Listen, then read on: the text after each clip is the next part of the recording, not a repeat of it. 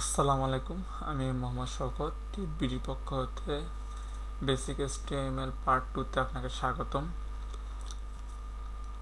গত পর্বে আমি দেখিয়েছিলাম যে কিভাবে ব্র্যাকেটস ইনস্টল করতে হয়। তো আজকের এই পর্বে আমরা দেখব কিভাবে ব্র্যাকেটসের এক্সটেনশনগুলো ইনস্টল করতে হয়। তো এক্সটেনশনগুলো ইনস্টল করার জন্য আমি এক্সটেনশনের লিস্ট তৈরি করে রেখেছি। তো আমরা এখানে এই এক্সটেনশনসের নামটা কপি করব। তারপর আমরা এখানে এক্সটেনশনস ট্যাবে ক্লিক করব।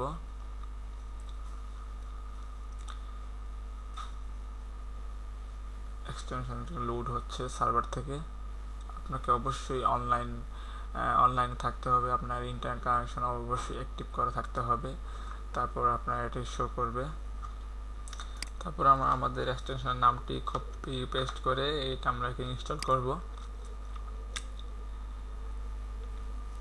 এখন সার্ভার থেকে ডাউনলোড হচ্ছে।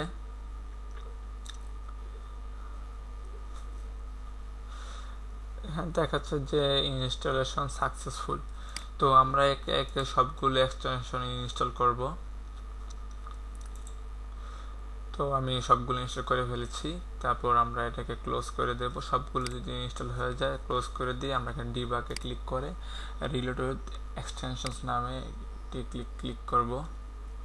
তাহলে আমার প্রত্যেকটি এক্সটেনশন যে ইনস্টল করেছি সেগুলো সহ আবার রিলোড হয়ে স্টার্ট হবে ব্র্যাকেট সফটওয়্যারটি। তো এখন আমরা ব্র্যাকেট সফটওয়্যারটি ইনস্টল করা কমপ্লিট করার পরে এখন আমরা একটি ফাইল ওপেন করব ব্র্যাকেট সফটওয়্যারে। আমরা এখন ব্র্যাকেট সফটওয়্যার ফাইল ওপেন করার জন্য নতুন একটি ফাইল ক্রিয়েট করি। এটাকে নাম দেয় index.html। ঠিক আমরা রাইট ক্লিক করে ওপেন উইথ ব্র্যাকেটস ওপেন করলাম। তো আমাদেরকে একটি HTML ফাইল তৈরি করার জন্য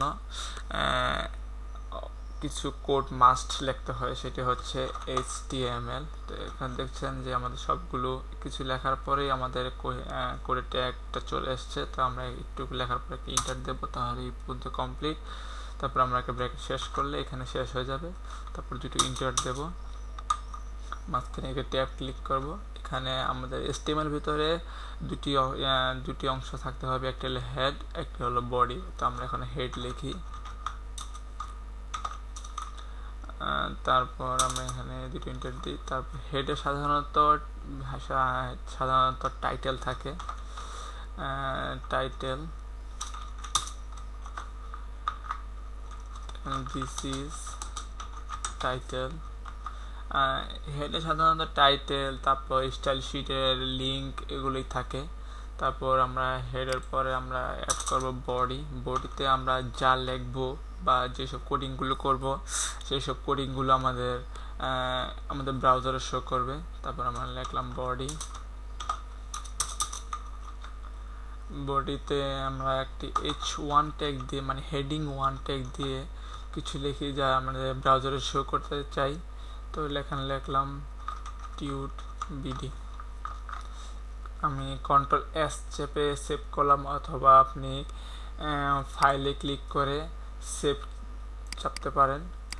তারপর আমরা এখানে এটিকে রান করবো, লাইভ প্রিভিউ দেখবো যে আমরা কি করলাম। লাইভ প্রিভিউতে ক্লিক করলে এটি গুগল ক্রোম দিয়ে ওপেন হবে, সাধারণত গুগল ক্রোম ব্রাউজার দিয়ে। তো এখন দেখা যায় যে আমরা এখানে টিউট বিডি লিখলাম, তা এখন টিউট বিডি শো করছে। এখন আমরা এগুলোকে স্টাইল করার জন্য, মানে আমি চাচ্ছি যে টিউট বিডির ব্যাকগ্রাউন্ডটা রেড হবে আর এই ফন্ট, মানে এই টেক্সট কালারটা হোয়াইট হবে। তাহলে আমাদেরকে অবশ্যই এটাকে সিএসএস এর মাধ্যমে সিএসএস এর মাধ্যমে আমাদেরকে এগুলো স্টাইল করতে হবে। তো সিএসএস জিনিসটা কি? সিএসএস জিনিসটা হচ্ছে একটি ল্যাঙ্গুয়েজ যার মাধ্যমে HTML এর টেক্সটগুলোকে বা HTML-কে ডিজাইন করা হয়। তো আমরা সিএসএস দিয়ে সার্চ করি।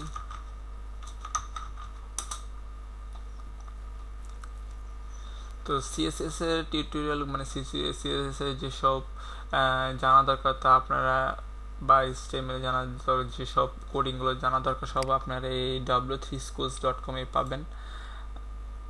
তো এখন আমরা সিএসএস কিভাবে HTML লিঙ্ক করতে পারি তা গুগলে সার্চ করি, হাউ টু ইনসার্ট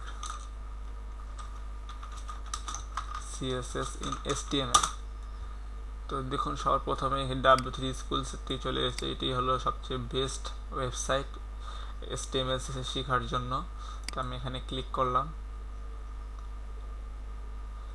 তো এখানে লেখা আছে যে আমরা হেড ট্যাগটি লিখেছি, এই হেড ট্যাগের ভেতরে আমাদের সিএসএসটিকে এইভাবে লিঙ্ক করতে হবে, link relation style sheet, type হবে টেক্সট CSS, আর লিঙ্ক হবে এখানে আমরা যে স্টাইলটি এই ফাইলে আমরা CSS কোডিংগুলো করব। তো আমাদের হেড ট্যাগের ভিতরে এই লাইনটুকু আমরা কপি করে নিই। তো আমরা এখানে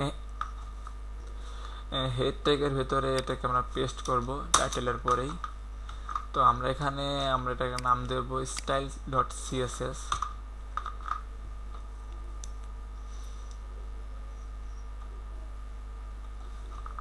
যেখানে আমরা index.html ফাইলটিকে সেভ করে রেখেছি সেখানে আমরা style.css নামে একটি ফাইল তৈরি করব।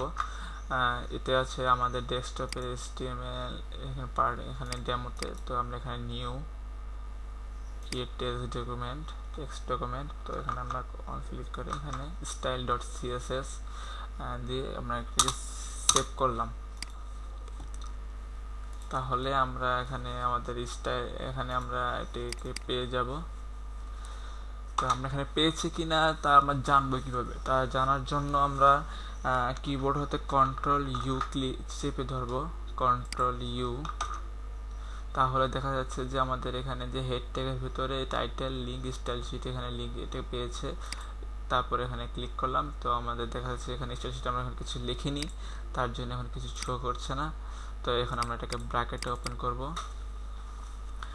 আমরা চাচ্ছি যে এখানে এই হেডিং 1 এর ব্যাকগ্রাউন্ডটা রেড হোক আর এখানকার এই টেক্সটের কালারটা হোয়াইট হোক। তো এখানে আমরা স্টাইল CSS এ এখানে আমরা লিখব H1, তারপরে এখানে আমরা সেকেন্ড ব্র্যাকেট শুরু করব, সেকেন্ড ব্র্যাকেট শেষ করব।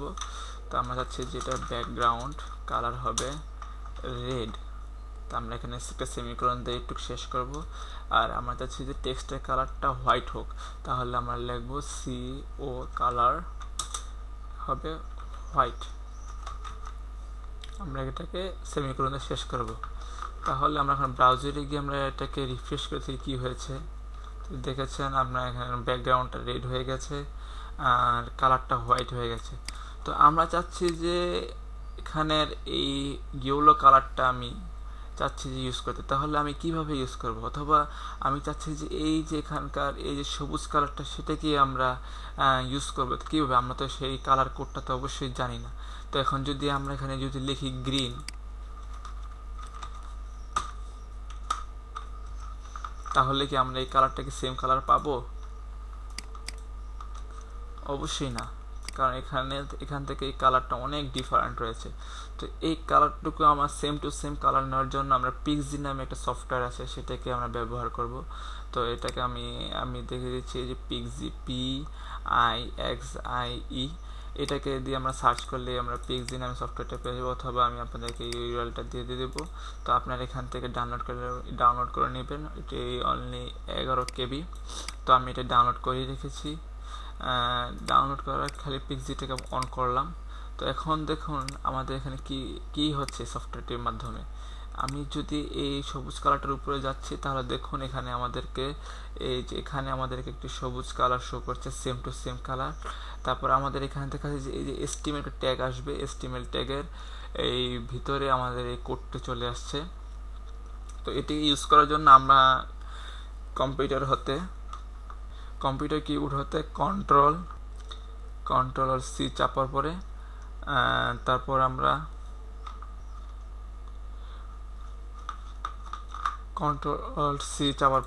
এখানে এই কোডটিকে আমরা হ্যাশ লিখে তারপর Ctrl+V দিয়ে পেস্ট করে দেব।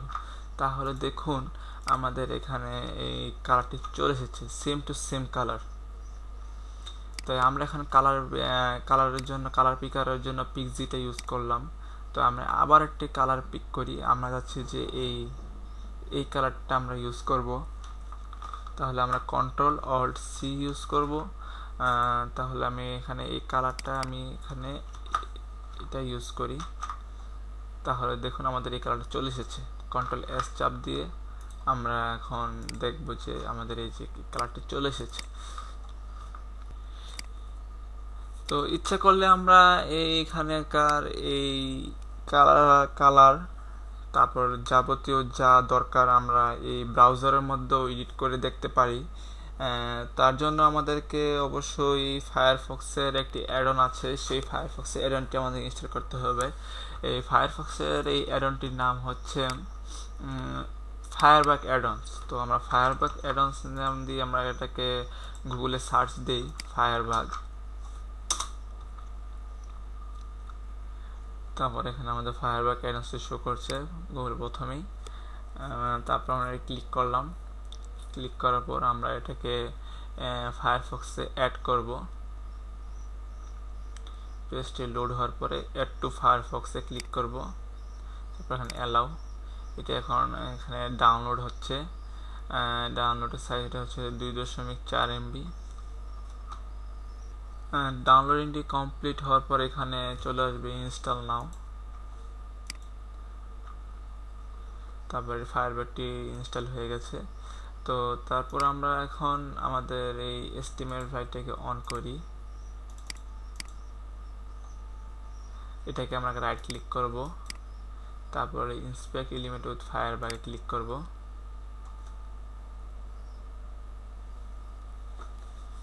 তো এখানে দেখুন আমাদের স্টাইল শিটটি এখানে শো করছে। তারপর দেখুন এখানে H1 ট্যাগ আমরা লিখেছি। তো এখন আমরা এটাকে কালার চেঞ্জ করে এখানে আমরা দিলাম, এটাকে দিলাম গ্রিন অথবা গ্রে কালার। তারপর আমরা এখানে ব্যাকগ্রাউন্ড দিলাম রেড কালার, অথবা আমি এই নীল কালারটা দিতে পারি। Control alt C. তারপর এখানে আমি ক্লিক করে হ্যাশ কন্ট্রোল ভি দিয়ে আমি এখানে নিয়ে আসলাম। এভাবে আমি ফায়ারবাগে এখান থেকে কোডগুলো এডিট করে তারপর আমি এখান থেকে যে H1 এখানে আমি রাইট ক্লিক করব, কপি স্টাইল ডেকোরেশনে ক্লিক করব। তারপর আমরা এখানে স্টাইলে এখানে গিয়ে এই ব্র্যাকেটের ভিতরে এখানে কন্ট্রোল ভি চেপে দিলে আমাদের এখানে যা লিখেছিলাম তা চলে আসবে। তো কন্ট্রোল এস, তারপর আমরা রিফ্রেশ দেব। এখানে আমাদের সেভ হয়ে গেছে। তারপর আমরা এখন লিস্টে রয়েছে ইনস্টল ফটোশপ। ফটোশপটি আমাদের ইনস্টল করতে হবে। তো ফটোশপটি আমি গুগলে সার্চ দিই। যেটি অ্যাডোবের সফটওয়্যার ফটো এডিটর। আমাদের বিভিন্ন পিএসডি টেমপ্লেট থাকবে, সেখান থেকে আমাদেরকে সাইট তৈরি করতে হতে পারে, অথবা একটা ইমেজ দেওয়া থাকবে, আমাদের ইমেজের অনুযায়ী সাইট তৈরি করতে হবে।